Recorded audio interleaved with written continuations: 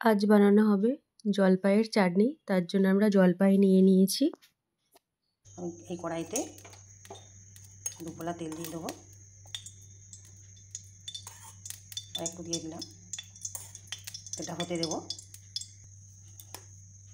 এই তেলেতেই দুটো শুকনো লঙ্কা, 1 চামচ ফোড়ন, একটা ছোটো তেজপাতা দিয়েছি।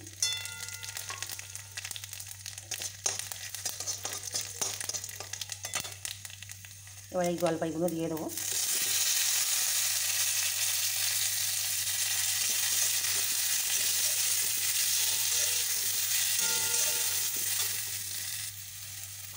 আমি এখানে 1 কাপ চিনি নিয়েছি, এবার চিনিটা দিয়ে দেবো।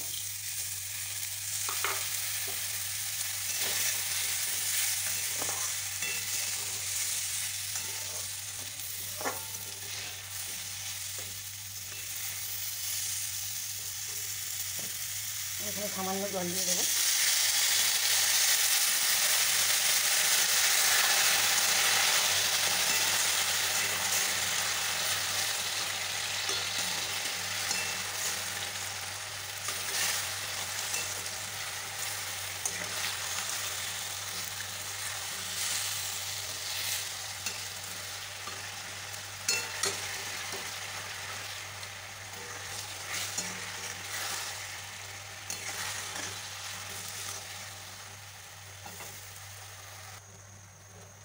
আমি চাটনিতে অল্প হলুদ দিয়ে দিলাম, লবণ দিয়ে দিলাম।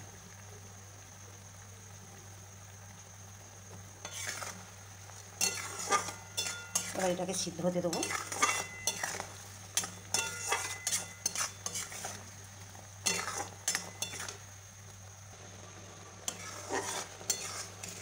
আমার এখানে জলপাইয়ের চাটনিটা হয়ে গেছে।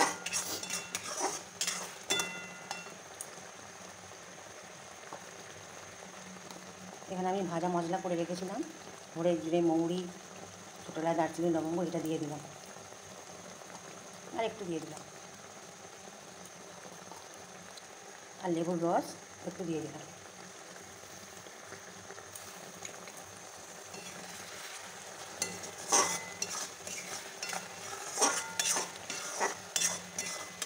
গ্যাসটা অফ করে দেবো।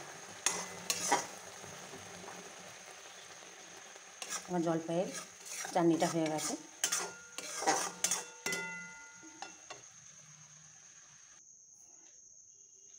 আমার এই জলপাইয়ের চাটনিটা রেডি, আপনারাও করে খেতে পারেন।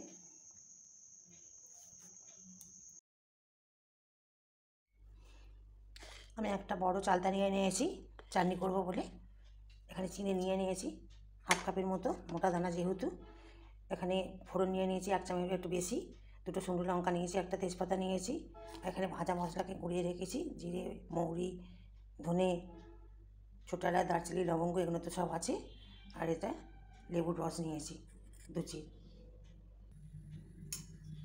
কড়াইটা গরম হয়ে গেছে, আমি এতে সরষের তেল দিয়ে দিলাম, 2 কলার মতো দিয়ে দিলাম, আর একটু দিলাম। এই ফোড়নটা দিয়ে দিলাম, আর শুকনো লঙ্কা যেগুলো রেখেছিলাম একটু হালকা করে ভেজে নেবো।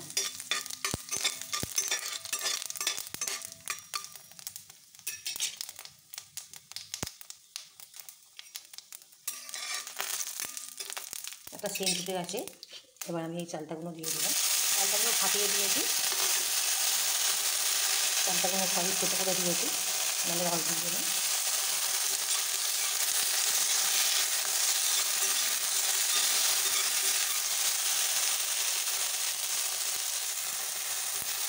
চালটাটা আমার যে কুচিতে ভাবটা ছিল সেটা কেটে গেছে। এবার আমি জল দিয়ে দেবো।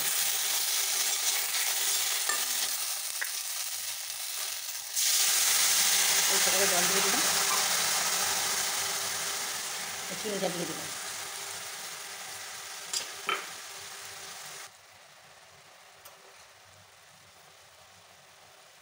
আমি এখানে পরিমাণ মতো লবণ দিয়ে দিলাম।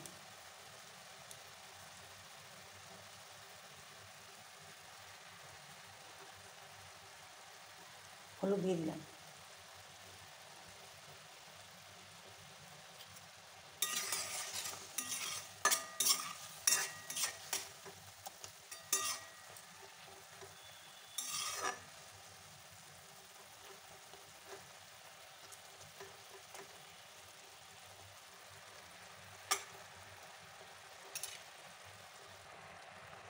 আমার এখানে চানতে জল দিয়েছিলাম যে জলটা সব মরে গেছে। এবার আমি এবার নামিয়ে নেব। লেবুর রসটা এবার দিয়ে দিলাম। গ্যাসটা অফ করে দিলাম, কারণ লেবুর রস দিলাম তো।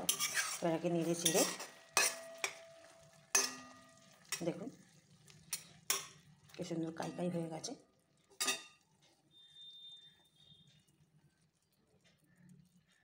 এখানে যে মশলাটা করে রেখেছিলাম এই মশলাটা দিয়ে দিলাম, 2 চামচ দিলাম।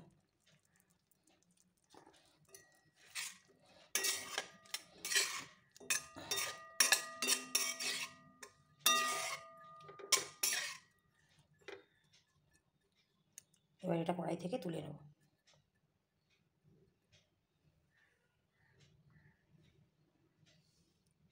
আমার চালতার চাটনিটা হয়ে গেছে। এবার আমি কড়া থেকে নামিয়ে নেব।